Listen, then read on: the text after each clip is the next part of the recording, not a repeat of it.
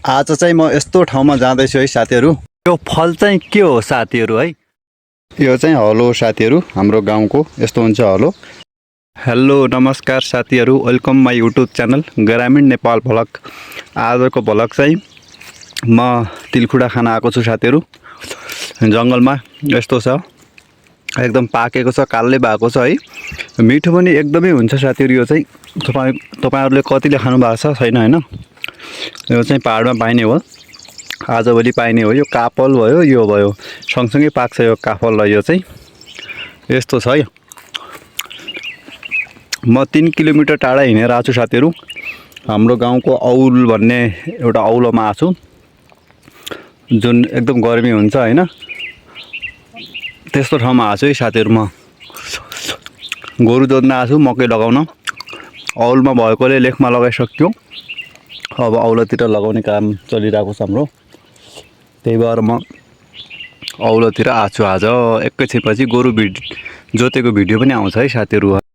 ल साथीहरू, म चाहिँ अहिले गडामा पुगेँ है, खेतमा पुगेँ।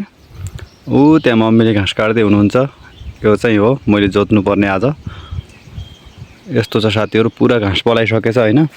यो चाहिँ हाम्रो हलो हो साथीहरू, हाम्रोतिर पाइने हलो यस्तो हुन्छ।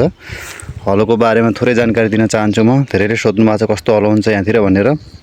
यो हो हाम्रो हलो। यो चाहिँ बाँसको हो साथीहरू, बाँसको बन्छ। यो चाहिँ बाँसको रुख काट्यो भने अनि यो चार बित्ताको काट्नुपर्छ पहिला चाहिँ, आफ्नो हातको बित्ता यसरी नापेर हैन।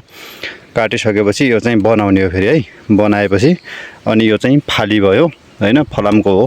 काठको हातला पनि हुन्छ, काठको अलि बलियो हुन्न साथीहरू। यो चाहिँ ओगे भन्छ हाम्रोतिर है, ओगे हो यो चाहिँ। तपाईलाई कतिलाई थाहा छ छैन हैन। यो चाहिँ समात्ने हो, यो चाहिँ ओगे भयो। अनि यो बान भयो है, यो मेन चाहिँ जो छ यो बान हो। बान हो, यस्तो हुन्छ साथीहरू है त। त्यसपछि गएर यो चाहिँ जू, यसलाई जू भन्ने गरिन्छ हाम्रोतिर।